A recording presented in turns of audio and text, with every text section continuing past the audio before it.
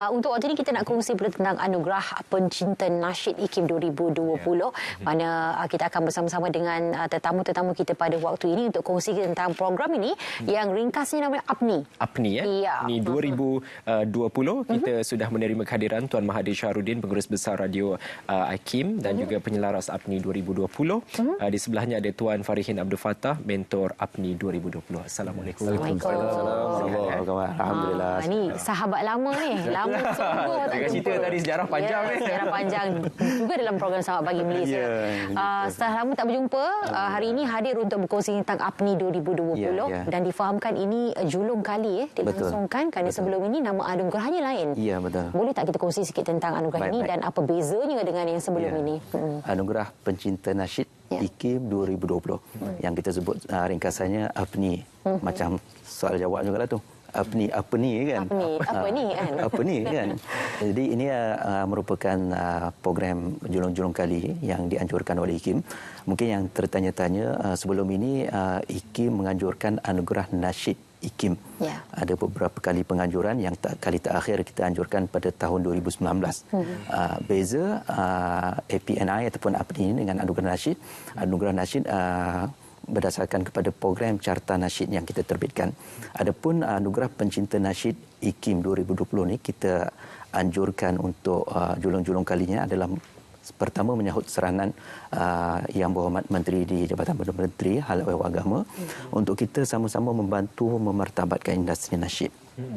Jadi IKIM mengambil inisiatif untuk menganjurkan APNI ini satu bentuk program pertandingan mencipta lagu-lagu nasyid berdasarkan kepada 7 nilai Islam yang juga merupakan nilai-nilai bersama yang diamalkan di Institut Kefahaman Islam Malaysia sendiri.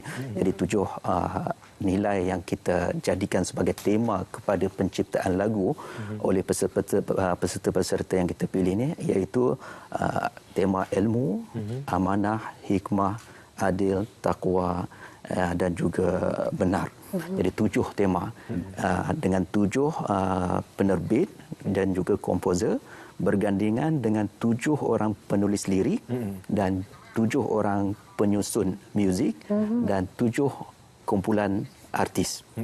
Jadi gabungan 4 kumpulan tadi, mereka mencipta sebuah lagu berdasarkan kepada 7 nilai tadi kita bahagikan. Setiap kumpulan akan diundi dan hasil undian tu mereka terpilih untuk menghasilkan lagu, contohnya taqwa, amanah dan sebagainya. Jadi lagu-lagu ni dihasilkan dan dipertandingkan. Kita akan melihat dari aspek muzik, penciptaan lagu, lirik dan sebagainya untuk menentukan juara pada 20 hari bulan Disember nanti. Baik. Tuan Farihin, kepentingan penganjuran acara seumpamanya pada pandangan anda sebagai seorang mentor? Ialah menyambung usaha-usaha yang dah dibuat lama oleh ramai pihak sebenarnya. Jadi saya rasa inisiatif IKIM ni sangat baik sebenarnya. Satu segi kepelbagaian platform untuk agar nasyid ini bertambah menyemarak dan yang paling penting ialah pengkhususan kepada tema tu yang menarik kerana sebelum-sebelum ini lagu dinilai sebagai lagu sahaja kalau carta apa semua, tapi yang ini penilaian dia bersesuaian pula dengan tema tadi, 7 tema. Dan saya kira 7 tema ni memang sangat-sangat diperlukanlah dalam keadaan-keadaan semasa dunia hari ini. Kita perlu ingat-ingatkan balik diri kita dulu dan juga masyarakatlah, dan untuk masing-masing dapat terinspirasilah untuk melangsungkan 7 nilai tadi dalam kehidupan, mudah-mudahan melalui idea-idea yang tercambah daripada kumpulan-kumpulan yang disebut Ustaz Mahathir tadilah. InsyaAllah. Baik, dalam masa yang sama juga kita tahu apabila kita nak buat rakaman, nak buat pembikinan sesebuah lagu tu, prosesnya normal seperti biasa. Tetapi di tengah-tengah pandemik COVID-19 pasti ada cabarannya tersendiri. Apa antara cabaran-cabarannya dalam kita nak memastikan pembikinan lagu tu berjalan dengan lancar di tengah-tengah PKPB ni khususnya? Cabaran dia kalau dulu kita boleh bersua muka dalam pembikinan, yang sekarang ni banyak berlaku online lah. Jadi hubungan macam kalau dulu program-program reality mana-mana antara mentor dengan yang bekerja dalam produksi itu pasti komunikasi secara berkumpulan, secara bertemu mata dan sebagainya. Jadi sekarang ni bezanya ialah pertemuan tu online lah. Jadi kita memberi sedikit kata-kata sokongan ke nasihat ke melalui online. Lah kepada kumpulan ni. Okay. Suasana norma baharu tapi insya-Allah dapat menghasilkan karya-karya yang hebat. Insya-Allah. Salah satu kelebihan ataupun keunikan APNI 2020 yang akan diingat sampai bila-bila kerana buat pertama kalinya diadakan dalam tempoh pandemik. Apa sahaja keistimewaan APNI berbanding dengan anugerah-anugerah nasyid yang pernah dianjurkan Hakim sebelum ini?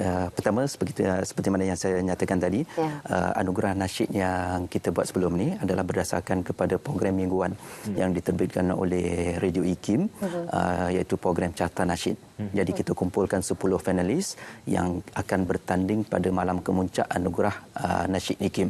Kali ini kita menjemput peserta-peserta dan komposer dan juga penerbit lagu yang kita undang untuk mencipta 7 buah lagu ni, bukan calang-calang jugalah.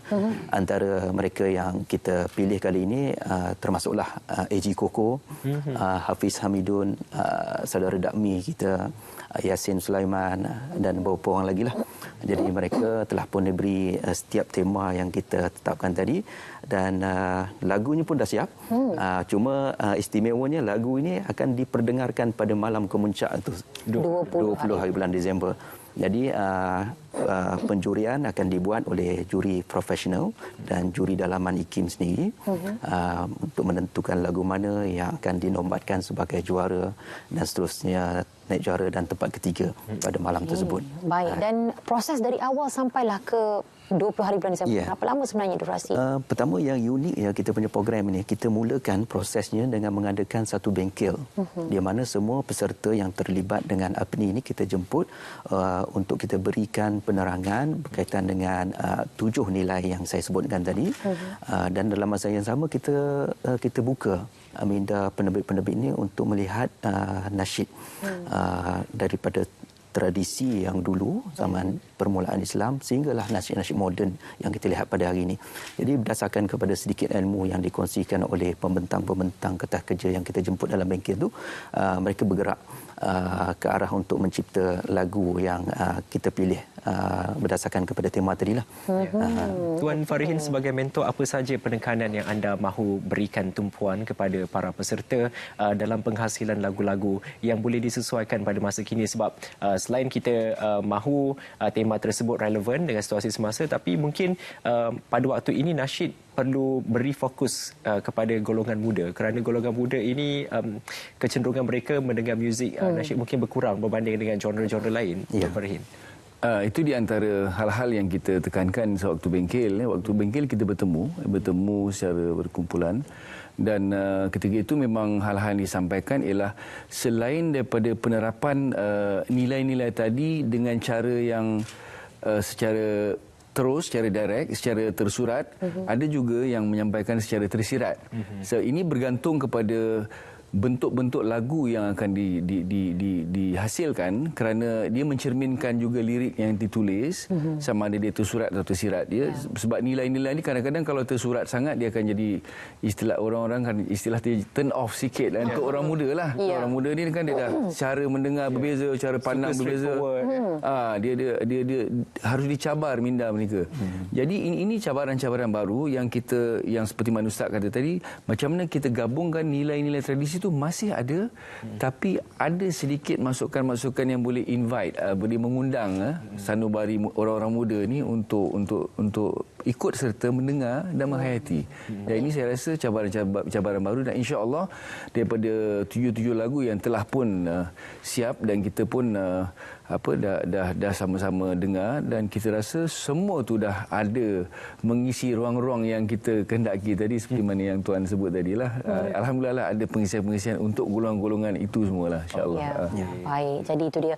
Dan pastinya program ABNI ini dilihat boleh memberi banyak manfaat kepada masyarakat keseluruhannya. InsyaAllah. Dan dengan cara apa sebenarnya, maknanya lepas daripada program anugerah ini, apa agaknya kelangsungan daripada program tersebut? Ya, pertamanya lagu-lagu yang telah pun dicipta dan diperdengarkan pada malam Kemuncak itu akan disiarkan berterusanlah di Radio IKIM supaya penghayatan kepada lirik yang dicipta berdasarkan kepada tema-tema 7 nilai Islam tadi dapat disampaikan. Ini cara penyampaian yang kita rasa agak santai dan menerusi elemen seni. Jadi tak perlu kita nak berceramah menceritakan tentang takwa, tentang iman, tentang amanah dan sebagainya.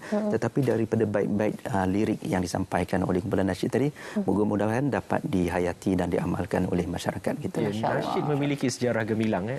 Tuan Farihin ada peminatnya yang tersendiri. Bahkan kumpulan-kumpulan nasyid yang dahulu pun masih lagi sampai sekarang mendapat permintaan ataupun sokongan yang padu daripada kelompok-kelompok peminat nasyid. Untuk penganjuran ABNI 2020 ini, apa hasil jangka panjang yang diharapkan supaya kita dapat memastikan bahawa industri lagu-lagu dan nyanyian nasyid ini terus malah segar? Tuan. Dia yang sekiranya kalau penerbit-penerbit ataupun kumpulan-kumpulan nasyid yang terlibat dalam penghasilan lagu, malah kita mahu juga dia ada bridging factor. Sebab itu penerbit-penerbit kali ini dia bukan hanya melibatkan penerbit-penerbit yang terbitkan nasyid, tapi ya seperti nama-nama macam Along, Exist, AG Koko ni orang daripada industri genre bukan pop dan non-nasyid. Jadi di sini kita nampak sebenarnya ini yang kita nak. Jadi tidak ada lagi perbezaan genre tidak menjadi halangan untuk seseorang itu menyatakan pendirian dia sebenar tentang apa itu kebenaran, apa itu kebaikan dan hal-hal berkaitan dengan roh-roh Islam ni lah. Maksudnya boleh disampaikan di platform mana saja, di genre muzik mana saja, dan kumpulan-kumpulan nasyid ni juga yang akan jadi dia punya kata orang bridging factor lah, penghubung. Ya, ini kalau berlaku seterusnya, insya-Allah nasyid itu tetap akan relevan walaupun istilah nasyid tu tidak ada dalam certain suasana, tetapi kita roh nasyid tu tetap akan ada lah. Ya, itu yang kita harapkan. InsyaAllah. Itu yang sama-sama kita harapkan ya. Jadi harapannya adalah untuk sama-sama kita beri sokongan dengan menonton melalui platform digital. Boleh menonton di platform digital IKIM, di channel YouTube kita, di Facebook, dan boleh mendengar di siaran Radio IKIM lah 91.5 di Lembah Kelang, dan untuk frekuensi di tempat lain boleh rujuk dalam kita punya laman web. Okey, baik. Diharapkan semua nanti insya-Allah akan berjalan lancar. Ini informasinya. Anda boleh pergi saja ke laman Sarawak IKIM untuk mendapatkan informasi lanjut. Jangan lupa 20 hari bulan Disember ini. Baik, kita boleh jangkakan mungkin ada kreasi baru untuk lagu-lagu nasyid yang mungkin anda bayangkan lagu-lagu nasyid berentak sebegini, tapi sekarang ini lagu-lagu nasyid pun dah ada dicampurkan dengan rap dan sebagainya. Mungkinlah nanti kita boleh jangkakan itu dalam ABNI 2020, dan juga satu lagi anugerah nasyid yang kita kongsikan nanti. Betul. Terima kasih untuk Tuan Mahathir dan juga Tuan Farihin. Kami doakan semoga penganjuran ini sukses dan InsyaAllah. bermanfaat untuk